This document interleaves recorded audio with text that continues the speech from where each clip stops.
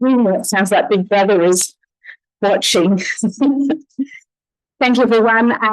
I'd like to call to order our meeting for this evening, the City of Onkaparinga's meeting for the 17th of September 2024. We have apologies from Councillor Dew, Councillor Wilkes and Councillor Fisher, and I'd like to invite the elected members who are here to stand and say our pledge together. And others are very welcome to stand as well. We recognise the city's considerable natural and cultural heritage, including thousands of years of traditional ownership by Ghana, and the more recent contribution from people either born here or who have migrated here. As we meet together, we build on this heritage by respecting and listening to each other, thinking clearly, being receptive to new ideas, speaking honestly, and deciding wisely for the current and future well-being of those we serve.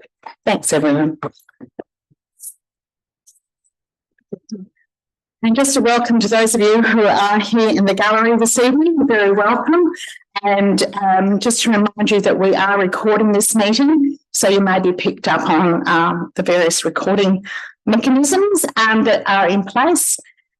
And let's start with the confirmation of the minutes from the last meeting, the special meeting last week. Councillor Themeliotis. Happy to move. And seconded.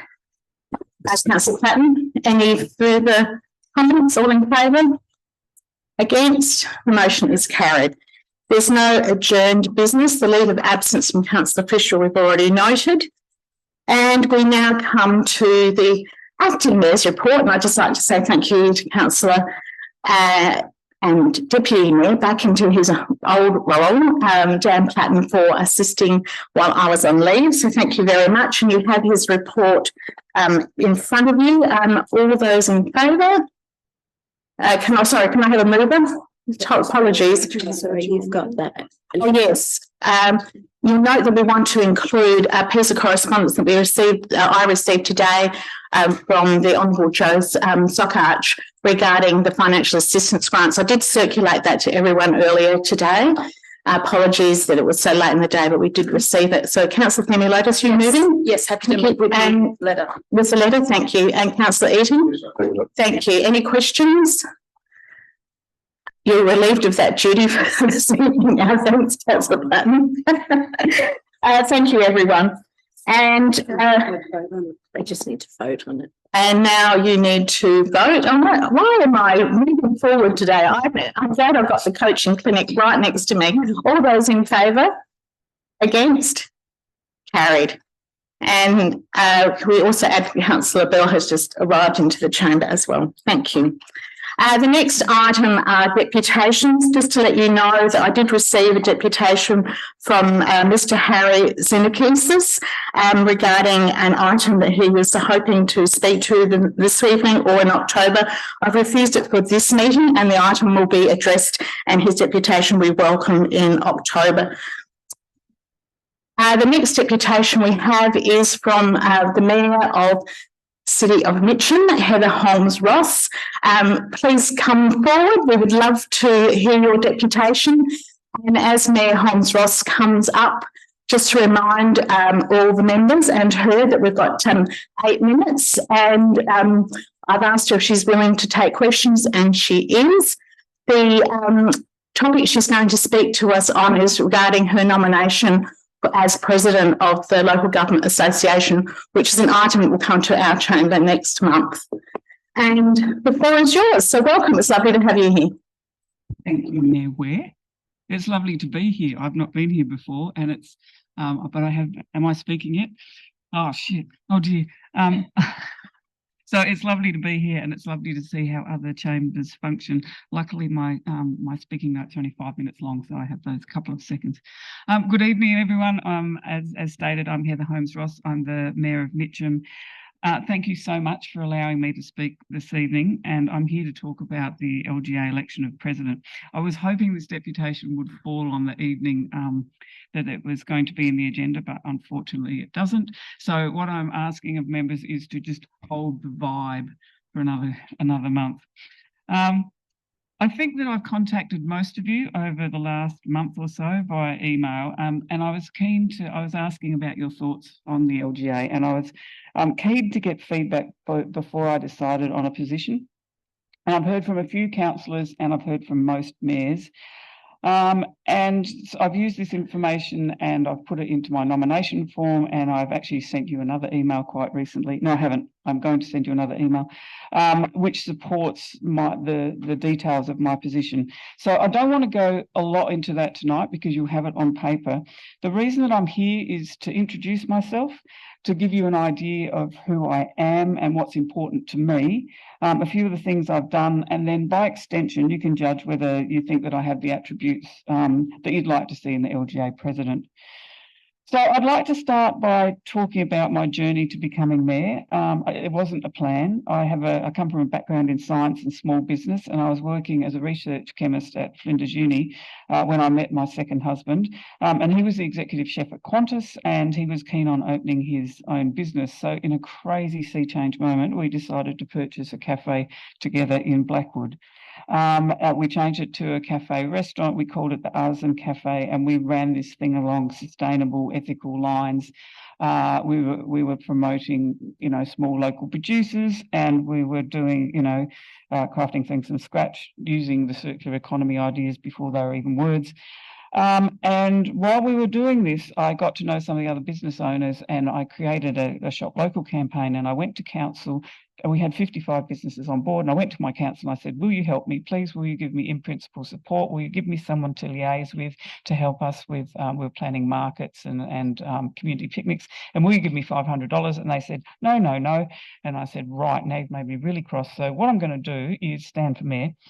And so I did. And the tagline for my campaign was "Together we can be better." And that meant council, the community, businesses, schools, universities, clubs, everyone in the community. When you work together, you do a better job. So that was my tagline. The three platforms, my major platforms, were the environment, and in particular addressing climate change, stimulating the local economy and looking for alternate income streams for council, and most importantly, being a yes council. So the idea of that was, when people came to us, how can we say, yes, how do we make this happen, rather than, no, we can't do that, it's too risky. So I won. No one's more surprised than me. I cried into my pillow. I was like, what have I done? And then I thought, I better get on with the job. So part of my campaign was this idea that Mitcham could become the first 100% solar-powered city. And it took a while to get things in place, but eventually we went to tender to find a collaboration partner to provide solar and batteries to residents and businesses with a no upfront cost option. And what we did was the homework to de-risk the program for residents in the council. So the program's been very popular in Mitcham, with almost 1,000 homes of our 30,000 homes signing up, and residents have saved over $3 million in their bills over the last 2 years, and they're making money from a virtual power plant.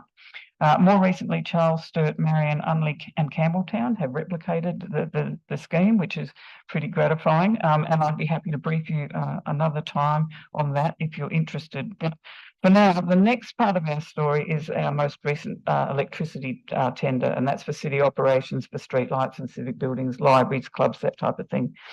What we did was went out to tender with Murray Bridge, and that's because our joint requirement was under 5 megawatts, which is a gigawatt, which is a thing, to see if we could get a better price for a smaller volume rather than joining the usual LGA aggregated model. And the outcome of this process is that Murray Bridge is now sourcing 100% wind energy and will save $350,000 per year for the next 10 years. Mitcham are going solar, and we're going to spend some money. We're going to put up about $2 million, but we're set to save about $10 million over the next 10 years. And Charles Sturt are also going with wind, and they're going to save $700,000 per year for the next 10 years. So the idea certainly has merit, but how do we ensure access to other councils? We've onboarded a degree of expertise to get to this position, and other councils might not necessarily, and certainly the small councils don't have that expertise. So I believe this is a classic example of where the LGA could play a role. The transition to renewables offers countless opportunities, and the LGA is really well placed to take great ideas and help roll them out across the sector. There's also a need for them in facilitating discussions between members for issues of common concern, and some of those ideas that we would like to discuss, I think, are bushfires, behavioural standards, a freight bypass, to name a few. Again, these could be facilitated by the LGA. There are excellent solutions happening across the sector, but they have to be shared so we don't keep reinventing the wheel. Right. And the LGA is the perfect facilitator. So the same things that were important to me in the mayoral campaign are what motivated me to stand for the LGA. That's environmental sustainability, financial sustainability, and saying yes, particularly to working together to explore new possibilities, and by facilitating conversations of interest, being strategic with our research and development fund. So together, I really think that we can make the sector so much stronger, and I invite you to come along with me for the ride. Thank you. Thank you. I'm wondering if there's questions from elected members. Councillor Bell. Thank you, Mayor Weir, and welcome, Mayor Heather Holmes-Ross. Thank you, Councillor. Thanks for your presentation. Look, you've probably covered a bit of it, Yeah. But to allow you to maybe summarise a bit further, what do you think are the areas where the LGA can have greatest influence? You can summarise some of those again that you've mentioned and more, maybe. That's a really good question. I think there's probably three things. I like to do things in three. I think financial sustainability is an issue across the sector. There are all these cost of living pressures on our communities, but there are also, you know that there are pressures on our council operations. And as I've said, I think there are opportunities here that we can grab. And what happened when we went out to tender, what we thought people would want, companies would want, was access to our funds, because we can, that we can get cheap loans through the LGFA. But that's not what they wanted. What they wanted was our brand, because local government are really trusted. They're like the RAA. People trust the local government brand. And so what we did with our solar scheme was just white labelled. We took something that existed and put council's name to that. And that's a really serious thing to do. You know that, because you can't put your name to something unless you're absolutely 100% sure that it works. But what I didn't divulge because there wasn't time, is we're actually, as a council, making money from that virtual power plant. And if any other councils sign up, they will too. And we'll actually get a little snippet of your money as well, which is lovely for us. But financial sustainability is a huge issue, and one that I think that we can work with en masse. I think that we need to get smarter with our advocacy. There's this thing, we want 1% of untied grants from the federal government. We've been asking for the same thing for years. When do we stop asking? Isn't that the definition of insanity, if you keep doing the same thing and expecting a different outcome? So I think that we have to be more proactive in providing solutions to the federal and state government, rather than begging, say, this is our answer, come along with us, but provide that, we need them to save face. If they've made a decision, we need to make it easy for them to backflip. And I think there's also a role in stronger member support. Most of the feedback that I got from elected members that was that some of them had used the LGA and had found those interactions very good.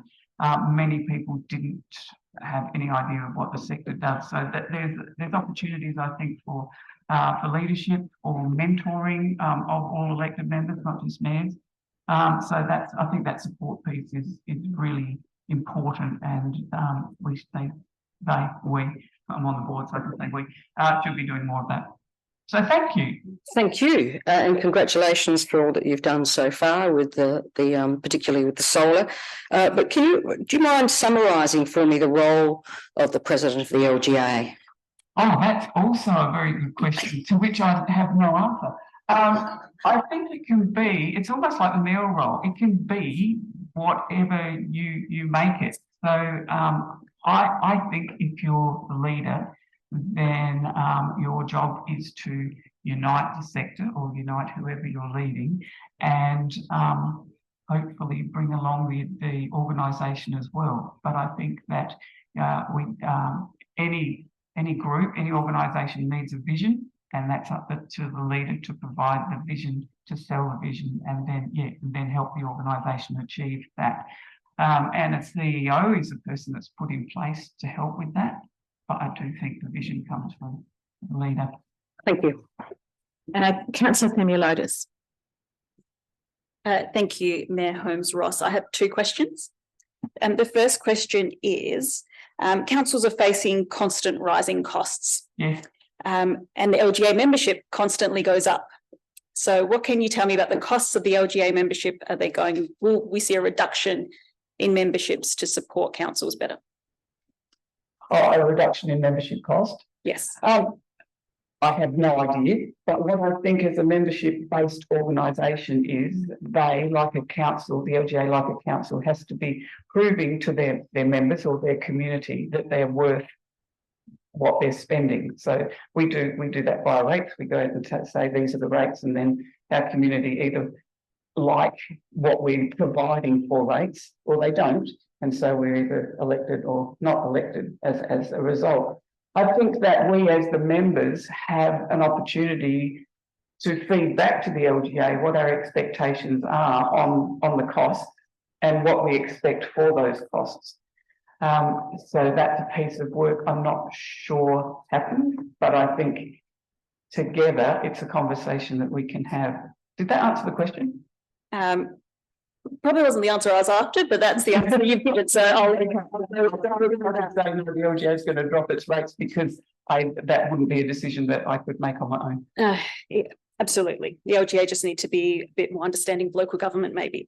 My second question. My second question, which you sort of touched on, and I tend to agree with some of the points that you made, is that the LGA's advocacy on behalf of local government and their campaigning is just poor.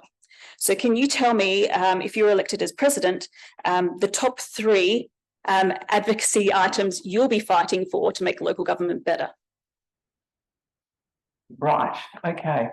I haven't thought of them. I think that the top 3 would come from the sector. Certainly, the rural councils are very keen. I've been out and about and speaking to them. The rural councils are very keen to build roads, and there's a discrepancy between the amount of money that they're paid to build roads at a state and federal government and the length of roads. For example, I think we have 12% of the nation's roads in South Australia and we get 7% of funding or whatever. So there is a role there and a piece of work that can advocacy, I think, to the state government to argue better to the federal government that we're getting our fair share of funding.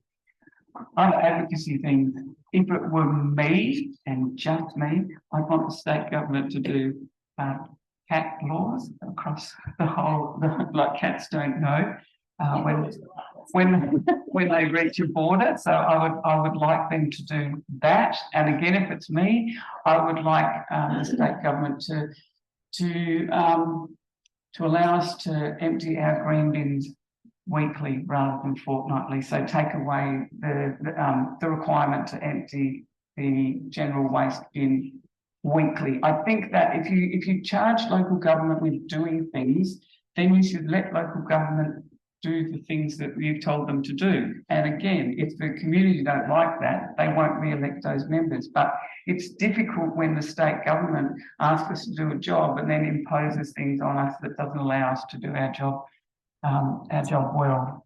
So yeah, that's off the cuff, but Thank you. Are there any further questions? I might ask one, if that's all right. You're one of our neighbours, yeah, the City of Mitcham, and you're smaller than us. So, I mean, you've kind of already mentioned about the regional and rural councils, which are also small. I'm just wondering about in the role of LGA president, when you're representing such a diversity of shapes and flavours and of different councils, how do you, in that leadership role, how do you enable all those voices to be heard and to be understood? that is also an excellent question, because the sector is so diverse.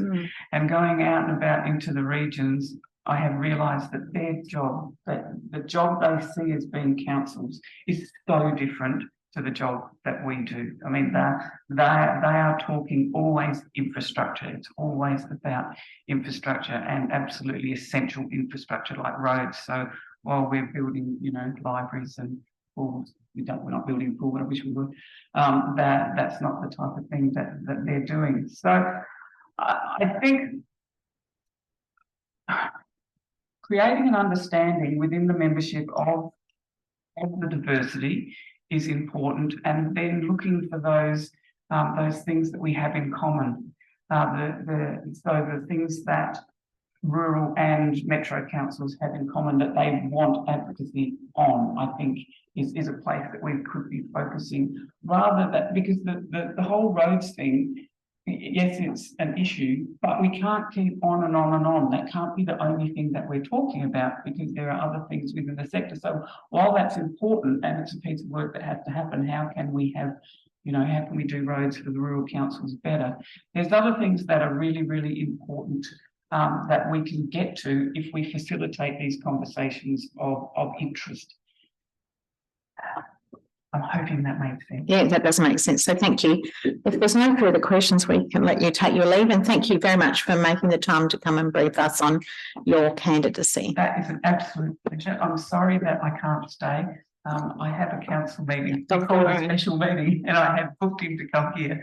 And so I have to fly, but another time I'd love to come and watch. You'd be very welcome. And you can catch us online as well. A few days time on YouTube, you can come and watch it. So. Yes, it has very high ratings, I believe. Thank you. Okay, we're up to item 8.1. So those of you who are following on the electronic copy, it's page 17.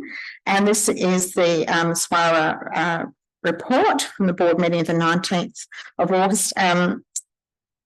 I know that Kirk's on leave, so Councillor, there's no updates of this report. Councillor Pritchard. I'd like to move as written. Just do you wish to speak to the item? Add a few points. Yes, thank you. So this report is relatively short, but the meeting itself wasn't short. A couple of extra items that we discussed. So just firstly, Roberto Brea, who was the CEO of Holmes-Ross Bay and was a member of the SWARA board, since he's resigned from his CEOship at Holmes-Ross, this was his last meeting for the SWARA board. So there was an acknowledgement of his efforts, because I believe he's been on there for a number of years. The majority of the meeting, though, was actually taken up by discussion around landfill liability requirements, which is a very fascinating topic, which is the EPA requirements around what the post-closure provisions need to be for SWARA, which is a lot of accounting and a lot of reporting, and takes into account a lot of the capping on top of the landfill and how much of that material is going to be sourced on site and how much is going to be brought in. And we are talking at least 25 years post-closure of the site, and trying to work out how much money we need to keep in the bank to be able to provision for that period of time. So it's a lot to go through, and we have a workshop coming up in the future to talk about that as well. We also confirmed that we're going to buy a new truck, which is always exciting, but looking further into delays in fleet, I'm not sure when that's going to arrive. And the last thing I wanted to talk about was landfill fires. So as part of the OH&S report for the 3 months that came to SWARA as part of its meeting, it was detailed that there was 10 fires in April, 3 fires in May and 3 fires in June. Now, all of these are battery related. So there's been a huge amount of conversation besides this, but just in terms of our facility, that's 16 fires in 3 months, one of which was large enough to require multiple MFS and CFS vehicles, as well as aircraft. There has recently been a roundtable meeting that the South Australian Government with Green Industries, South Australia and the EPA, which SWARA had representatives at, to talk specifically around lithium batteries and what are we going to do. And the Australian Council of Recycling put out a report in December last year. And so, yeah, so it's a huge problem. We are looking at what we can do what I can do as an elected member and what we can do as a council. But effectively, we need to work out how we can stop batteries going into waste. And currently, there are less than 10% of our batteries are being recycled. So it's a huge issue. We do have some stickers on the side of our garbage trucks. We have some YouTube videos on it. But we really need to work out as an industry and what we can do better. Thanks. Thank you. Do I have a seconder? Councillor Davis? Yes, I'll second it. Thank you. Do you wish to speak to the motion? Any questions? Councillor Pritchard, do you wish to close? No. I'll put the item. All those in favour? All those against? Carried. And I would encourage others to just to share wherever you can the information about the batteries, and because it's a problem we don't want to add to, but we want to help with. The next item is 9.1, the draft representation review report. Councillor Eaton. Yes, I'll certainly move it. Would you to speak? Well, I'd like to say is that it demonstrates to the community what the structure of the City of Onkaparinga Grants will be. The very important thing about that report that goes out, it actually shows our representation compared against other councils. And virtually we are half the number compared to the City of Salisbury, the next largest council by population. So that might get that message out to certain sectors in the community that think that we're overrepresented. Thank you. Thank you. Do I have a seconder for the motion? Councillor Platten? Happy to second. Do you wish to speak? No, thank you. Any questions? Councillor Eaton, do you want to close? I'll put the motion. All those in favour? All those against? The motion's carried unanimously. I think that meets the criteria for that one. Item 9.2. This is the delegations update. I don't believe there is an update, no. Do I have a mover for this, please?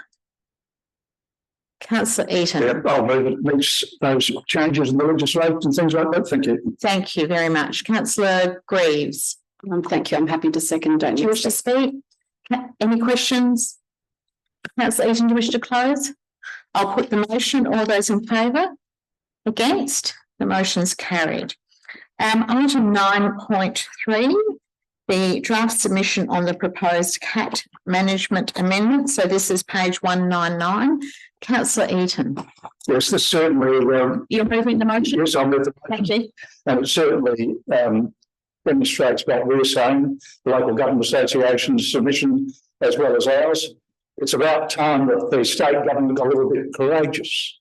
It's bringing in some new fines for people that have dogs that attack other dogs and people, significant fines, but they can't get the legislation right.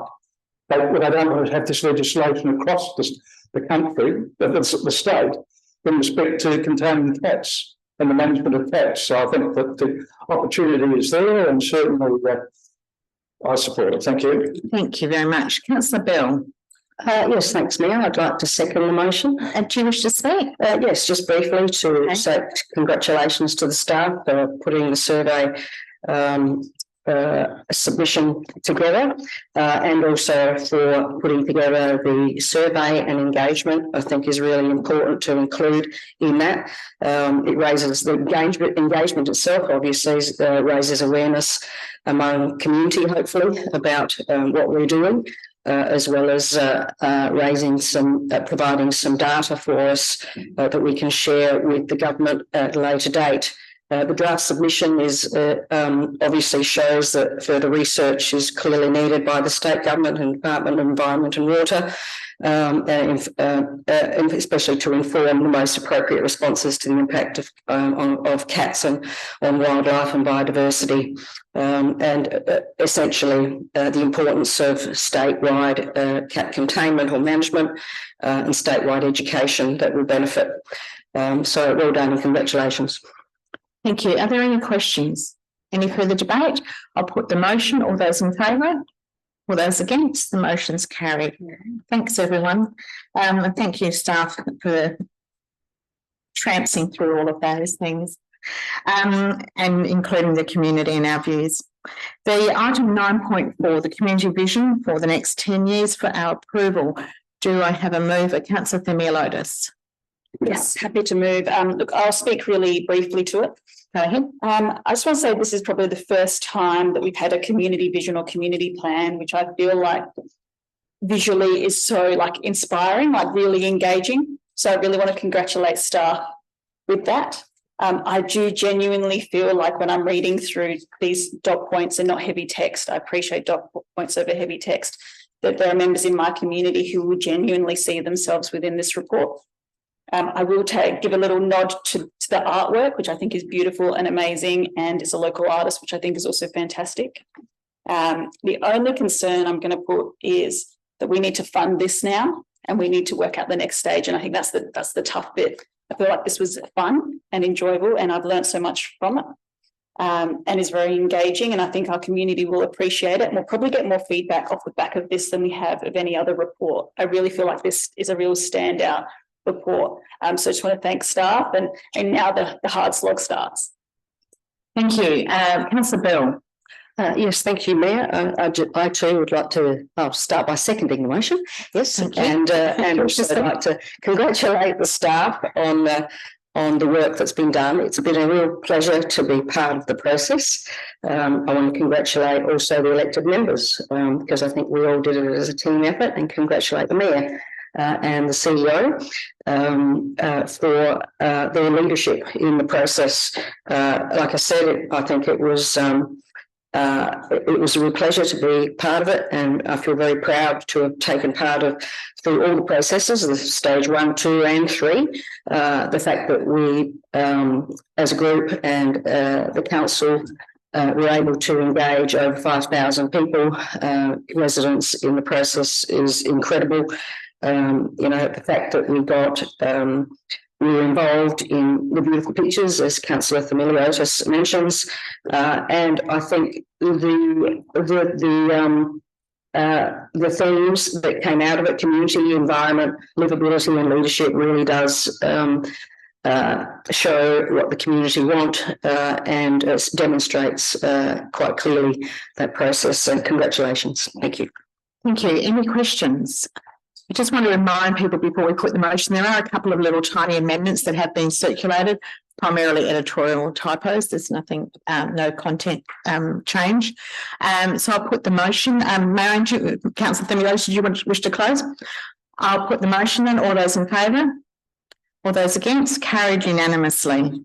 And congratulations. I look forward to us being the implementers of that over the next 2 years at least. We get to kick it off. Item 9.5, which is starting at page 357. Councillor Platten. Thank you, Mayor. I'd like to move it as written, please. Any debate? Yeah, I'll say a few words. So I'd just like to put on record how important different activities are in our council region.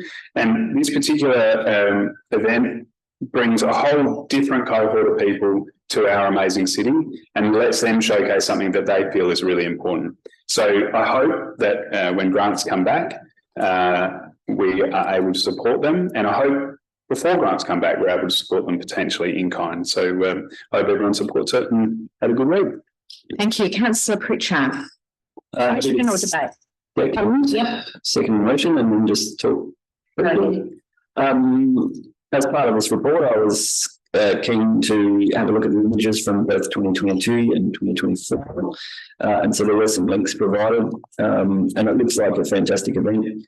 And it's really impressive was the talent that was attracted to this event. I think it's mentioned in there that many of our Olympians that recently competed in Paris attended this event. So I think that's a real feather in our cap, and it sounded like a brilliant thing to have been part of. Thank you. Any further questions? Councillor Platten, do you wish to close? I'll put the motion. All those in favour? Against? Carried. It was a really specky event. And indeed did attract Olympics and a lot of family members, intergenerational, lots of grandparents, aunties, uncles, all sorts of people were there.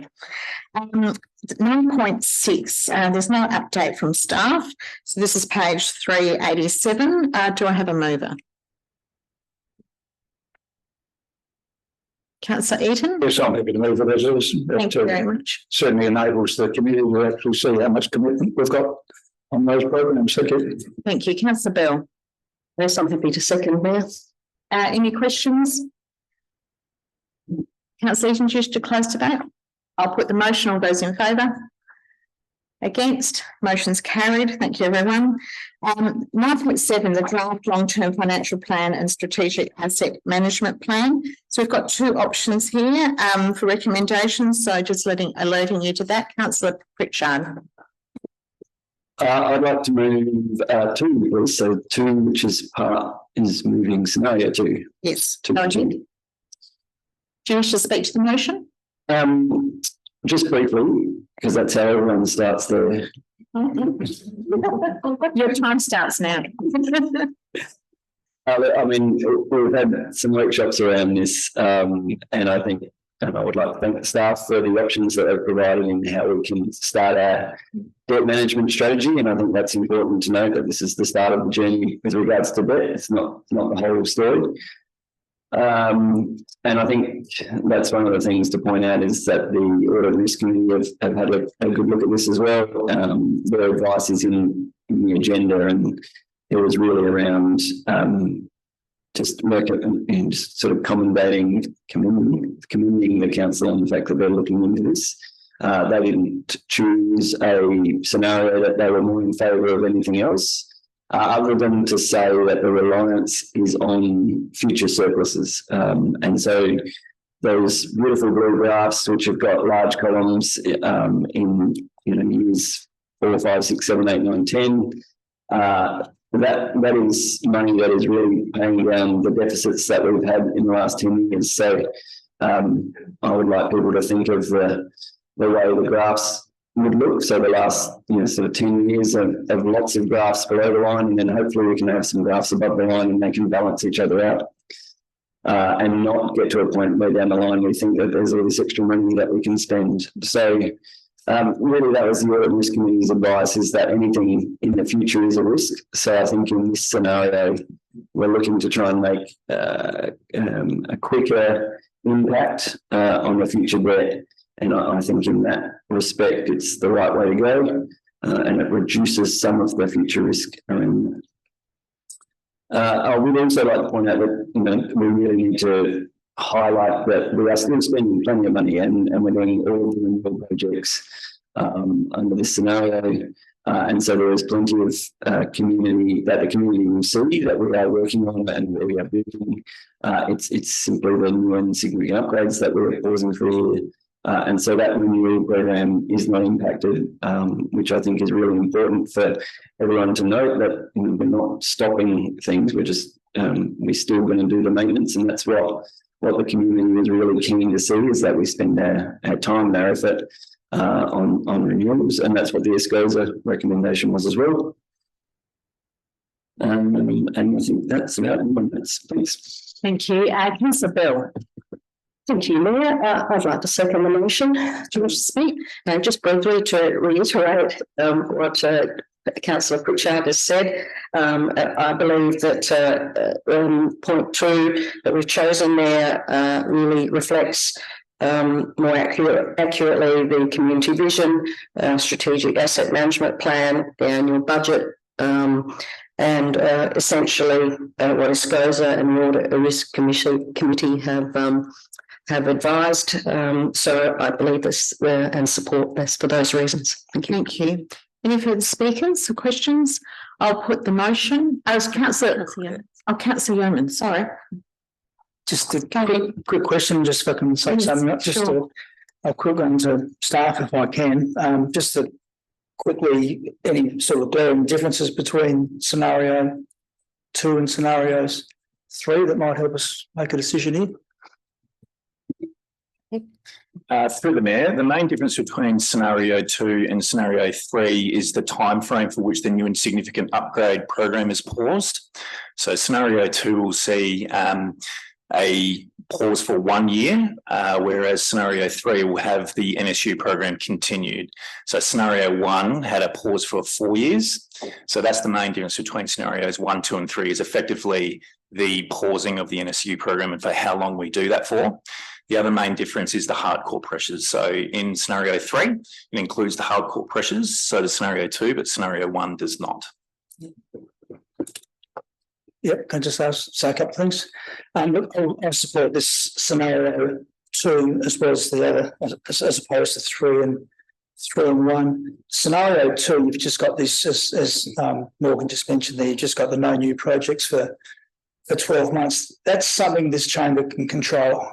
Scenario 1 is quite brutal with it. The recommendation there is we don't do any new projects for 4 years. That's something that's completely out of control of this particular chamber, unless of course the same members are back again after the election, which is probably highly unlikely. So I like the idea of being able to control what we can. We'll take a lot of discipline if we go down this path. What I like about this scenario 2 as opposed to scenario 3 is you haven't got such the blow initially. This one, scenario 2 will peak at 143, whereas the scenario 3 does peak at 149, and you can see it. I can sort of sense a better impact on the reduction of debt while this chamber is still in existence, and I think that's what we should try and do. And I concur with what Councillor Pritchard said in relation to the ARC. One thing that did resonate with that discussion was it was very pleasing that the council has an appetite to do something. Doing nothing really is not an option if you're looking to reduce the debt. So all of these scenarios do have that favourable tone about them. There is a focus on reducing the debt, but that's certainly something that I certainly favour scenario 2 rather than scenario 3 in this one. Thank you. Thank you, Councillor. Any further debate? Make sure I look both sides now. Councillor Pritchard, do you wish to close debate? I will put the motion. All those in favour? All those against? Motion's carried, and I'll put that down as unanimously too. Thank you very much, because I think it's a very important. I'm just echoing Councillor Yeoman's point about discipline. 9.8. So the correspondence that we passed to include in the minutes from the Minister for Local Government is also relevant to this item. There's no other updates though. There is something. Okay, here you go. So through the Mayor, as outlined in the report, at the time this report was prepared, we were about to commence the year-end audit of our financial statements. And in addition, we didn't have the financial results for SWARA, which is our jointly controlled entity. We recognise 55% of SWARA's operating position in our own operating position because of this joint venture arrangement, and these figures weren't available until Friday last week. The year-end audit has now been completed, and our share of SWARA's operating surplus has been recognised in the accounts. Subsequently, our operating deficit has improved from what's presented in Budget Review 4 report. Our position in this report reflects a $12.4 million surplus. However, with the inclusion of the audit adjustments and the SWARA operating surplus, our deficit has reduced to $10.7 million. The final audited financial statements will be presented to ARC in October, and then they will come to Council on the 12th of November. Thank you very much. Councillor Greaves. Thank you, Mayor. I'm happy to move as written. Thank you. Do you wish to speak to him? Councillor Pritchard. Happy to second, and just a couple of questions. Go ahead. I just wanted to ask if there was any impact on our cash position with this result. So through the Mayor, the main reasons for the deficit are the timing of the financial assistance grant and the derecognition of the One Council intangible asset. Neither of those items have a cash impact. The payment of the financial assistance grants occurred on the 2nd of July, so will be reported in our 24-25 financials, but it's just the slight timing in terms of the actual cash being paid. And the derecognition of the One Council assets was an accounting treatment only.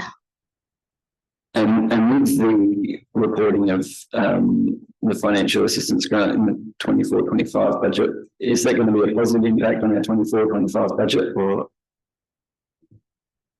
Through the Mayor, there will be a positive impact. The amount of the financial assistance grant that was paid was higher than what we had budgeted for 24-25. And can you just give me some more words around what the change in the accounting practice for one council will do going forward? So it's obviously a $2.5 million impact on this result. Is there a positive or a negative impact on our operating position in the future?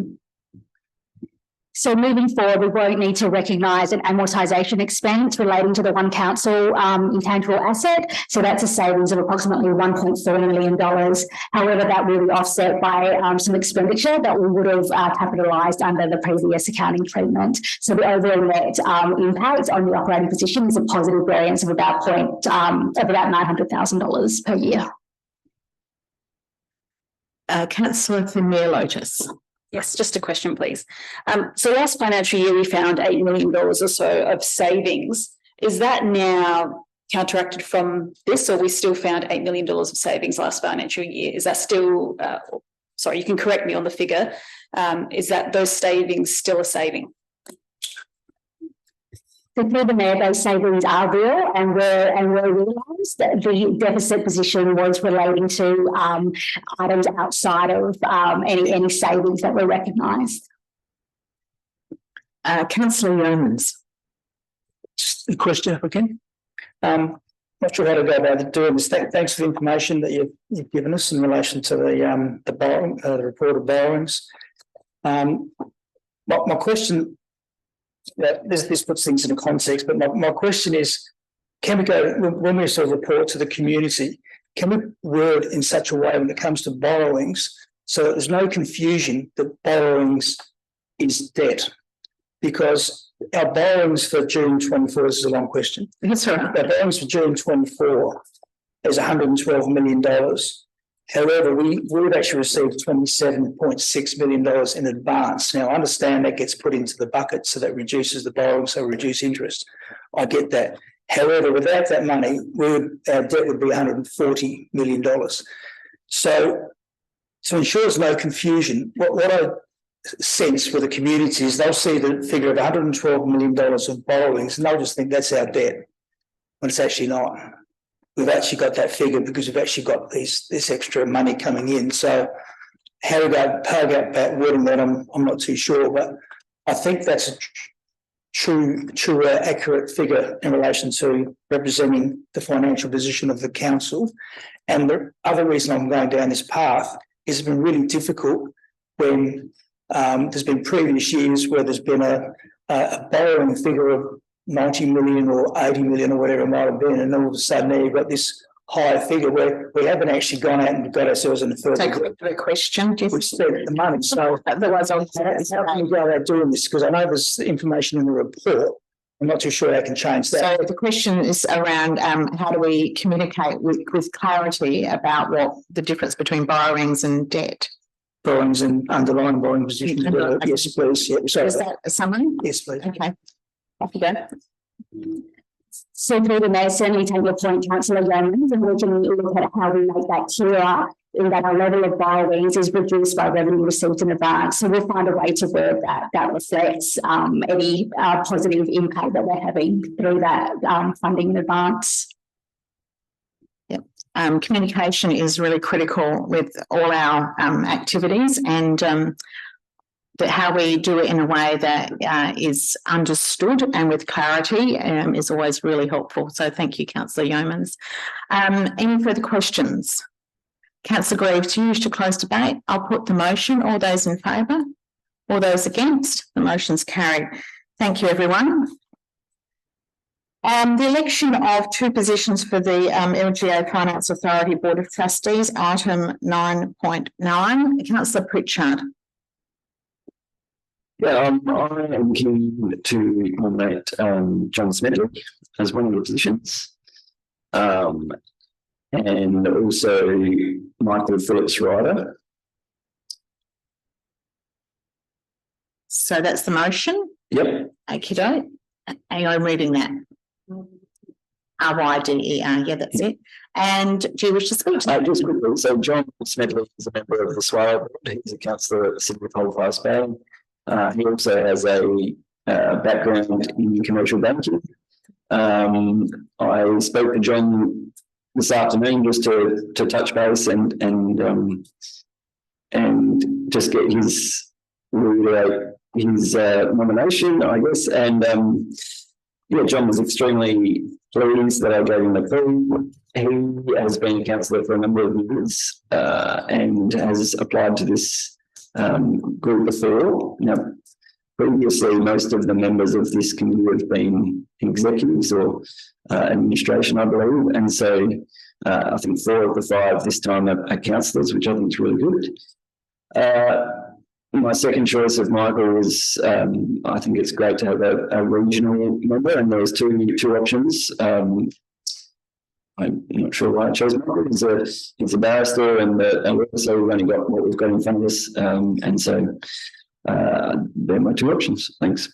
Thank you. Councillor Bell. Thank you, Mayor. I'd just like to second that motion. Certainly the 2 names that are up there are 2 of the 3 that I chose, and having taken the approach that I think, Mayor, you have kindly encouraged us to do and very quickly choose after reading the resumes, I chose the 3, and they're 2 of the 3. So that's all I've got to say. I think they meet the criteria. Thank you. Any further questions, debate? Councillor Pritchard, do you wish to close? I'll put the motion. All those in favour? Against? The motion's carried. Just to remind you that these will go forward to the authority for them to make a final decision. I think that's how that works. Yep. Right. Item 910. So this is page 657 if you're following electronically. Councillor Bell. Thank you, Mayor. I'd like to move the motion. Do you wish to speak to the motion? Yes, just to briefly say, if I may, that I think it reflects what myself and I think others have been highlighting, that they may need extra needs, and it would be tools that can assist us in our role. I also believe strongly that that this kind of meets our lifelong learning, if you like, that's required in our role as well. Although this role is formally a voluntary role, and we do get an allowance, it's not a job in the same sense as a full-time job that people may have, or most of us do have or have had in the past. But it's important that we continue to have an opportunity for continuing professional development, and I think it meets that because lifelong learning is required for all ages, all levels of education. All learning spheres, I think, is addressed and for a variety of purposes. It helps to recognise, validate, and accredit, and help us to do the job that we're elected to do. Thank you. Thank you. Councillor Davis. I'd like to second that. I'm also very excited about the electronic templates. I think I'm going to use them a lot. I also have purchased, or Gary Stallwell's singing about Onkaparinga as well. So I don't know if anyone else, I'm definitely going to use that in my social media as well. So if anyone else is interested, I have that. Thank you very much. Councillor Themeliotis. A little bit of debate. Go ahead. Elected members, I understand this notice of motion. I understand the merit in the notice of motion. I understand some elected members have been requesting more support, and that's absolutely fine. I just think when we make tough decisions and we need to be disciplined, that's completely across council. And we've made some pretty tough decisions in the chamber around training and sending people on training, even though there is an absolute benefit, not just to that elected member, but to the chamber off the back of that. So we've already sort of started that. So I'm not going to be supporting this motion purely because of timing and the direction of this council and around the discipline. And I think that's if we're going to make tough decisions, it's not just our community, it's totally across the board. Elected members, I absolutely understand the reasoning behind it. I'm not against the reasoning behind it, but it's more of a timing thing for me. Thank you. Any further questions, debate? Councillor Bill, do you wish to speak? I'll put the motion. All those in favour? All those against? Motion's carried. Item 9.11, the council committee and reporting schedule. I don't believe there's an update. Do I have a mover, please? Councillor Platten? Happy to move. Thank you very much. Do you wish to speak? Councillor Stafford? Second. Thank you very much. Do you wish to speak? I'll put the motion. All those in favour? All those against? The motion is carried. We now have a series of questions on notice, which either are available to you in your agenda or in the minutes. I think that's all correct. And now we move to section 11. So this is page 731 on the electronic version. And the first item, 11.1, Councillor Themeliotis. I'll move the motion as written. Thank you. Do you wish to speak to it? Thank you. Yes, I do. Elected members, cats kill 2 billion reptiles, birds and mammals every year in Australia. So that's around 6 million every night. Recent research by Flinders University estimated that cats cause $19 billion worth of damage across our country. What I'm really excited about is I'm finally seeing a minister in Minister Plebisek who's got a strong backbone and working with her department to genuinely address the issue of cats.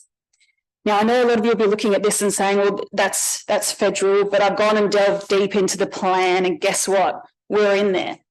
So the plan will look at new measures for councils to restrict pet numbers and look at cats being indoors, housing limits on cats, cat desexing, cat registration being mandatory, and proposed cat-free suburbs for native wildlife hotspots. So this will filter down and have an effect on local government. Elected members, you may have residents in your community who've contacted you who are passionate about this issue. I have, not just in my ward, your wards too, and I've heard it from elected members. And sadly, that doesn't reflect the complaints that council receive. And the reason why that doesn't reflect is purely because our residents know that councils can't do anything about it. So why call council? It's just going to give a gripe and give a number. It's not actually going to address the issue. What I am seeing in our community, which is on those southern community notice boards, the Appleful Park, Flagstaff Hill community notice boards, is residents now taking photos or putting up CCTV footage of cats. And because you can post anonymously now, putting a warning saying, if this is your cat, I'm going to capture your cat, or I'm going to cage your cat, or whatever they're planning to do to that cat. People are taking matters into their own hands. So I think there is an issue across our city with cats. There is an issue in our city, in our country with feral cats. And all I'm asking is for a very supportive letter to be sent to Tanya Plebisek, Minister for Environment and Water, to sort of pledge our declaration to our community that we're really taking this seriously. And we're really supportive of the work she's doing and hoping that we can get some outcomes sooner rather than later that filter down to a state level and hopefully push our state governments as well to take some action. Councillor Bill. Thank you, Leah. Yes, I would like to second this motion and I support it 100%, and thank Councillor Themeliotis for bringing it to our attention. It's very exciting, and on the back of the report and the draft submission that we've approved tonight, 9.3, to the state government on cat management proposals, it's very exciting to see that we finally got some leadership on this issue nationally. Feral cats are an agricultural and environmental social pest. They pose a significant threat to our wildlife through predation and have been stated as the biggest threat to Australia's native mammals feral cats have been implicated in the extinction of native animals and currently threaten the survival of about 80 endangered and threatened species. Feral cats also pose a serious health risk to not just livestock and native animals, but also transmit to humans, in particular the transmission of toxoplasmosis and sarcosporidosis. So I 100% support this, and I look forward to reading the letter. Thank you. Thank you. Councillor Platten. Thank you very much, Mayor. I'd like to speak if I can. Go ahead. So I too am in full support of this. I think as the biggest metropolitan city council in South Australia, we need to understand that we have some pull. We have the most cat problem probably in the whole state. And so who better to send a letter in support than us? And everyone knows how much I love a mayoral letter. So I would say please support. We have influence. People need to know, especially politicians need to know that they have support. So please support it. Thank you. Councillor Themeliotis, do you to close? I'll put the motion. All those in favour? Against? Motion's carried unanimously. And 11.2. This is Councillor Platten. And I'm back again. I'd like to move if I can. Go ahead. And speak to the motion. Thank you. Councillors, in our last meeting in August, it became quite apparent that one of the biggest issues around Murray Road, in fact, one of the biggest issues that us as councillors get asked about is speed reductions, speeds on local roads. And the one thing that I have to constantly go back to my residents and say is, unfortunately, we don't have any ability to change the speed on that road. We will have to go to the Department of Infrastructure and Transport, and they may decide to do it.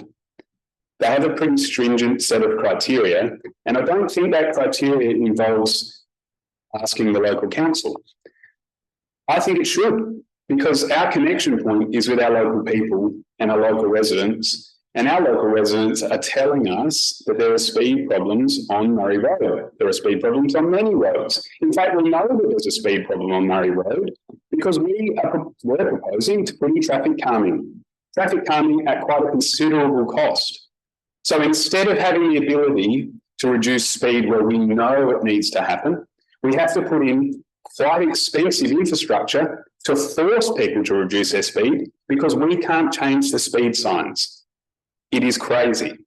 It doesn't make sense when we know it's a problem. And so really what this notice of motion is about tonight is writing a letter, and we all know how much I love a letter, but writing a letter to DIP to ask about Murray Road, to ask whether we can reduce the speed or whether they can give some guidance on reducing the speed. But more than that, it's about asking for correspondence which shows our desire to have some input and like meaningful input so that we can speak to our residents with an ounce of confidence and say that we might be able to do something about that. We might be able to, because they come in here with petitions. They talk to us about speed reduction in McLaren Vale, speed reduction in Happy Valley, speed reduction in Port Noarlunga. And basically at this present moment, we can't do anything about it. So if a letter is all I can do, then a letter is what it shall have to be. Thank you. Councillor Eaton. Well, certainly I'll second this. And just as an example, of course, you've only got to cross the creek at Stewart River and go into the city of Mitcham at Coromandel Valley. And what do you see? 40-kilometre-hour signs. And my observations, and having lived in the area for about 50 odd years, is that some of these roads don't have the traffic that Murray Road have. And you'll notice in the paper, I think it was late last week, that the city of Unley is proposing a whole lot of 40-kilometre-hour speed limits within their area as well. I mean, when you've got them, you've just got to catch the train into the city. And I looked out the left, and there was all these 40-kilometre-hour signs. So I think it's important that we do this. Thank you. Thank you, Councillor Stafford. Just about.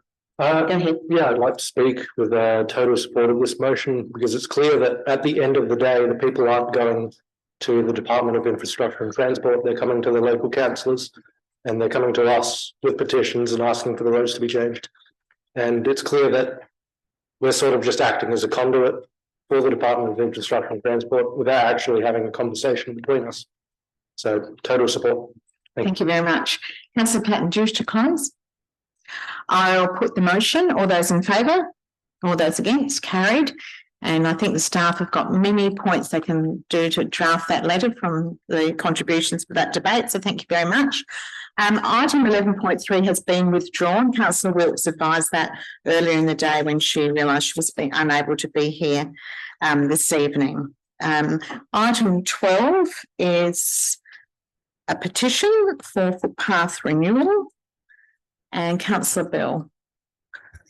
Thank you, Mayor. I'd like to move the motion and just briefly speak to it, if I may. Just to say, I just want to thank the community in McLaren Vale that put this forward and acknowledge their independence, if you like. The initiative that they've taken to put this forward, they clearly know that within the legislation, they had the opportunity to write a petition, and they have.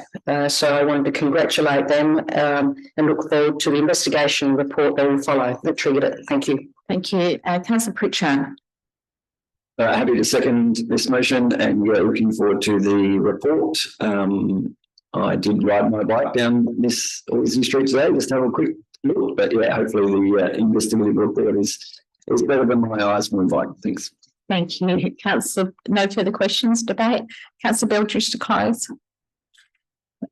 I'll put the motion. All those in favour? Against? Carried. Thanks, everyone. I have no urgent business. I'm just checking. No urgent business. We'll move now into confidence. So can I have a motion for us to exclude the public?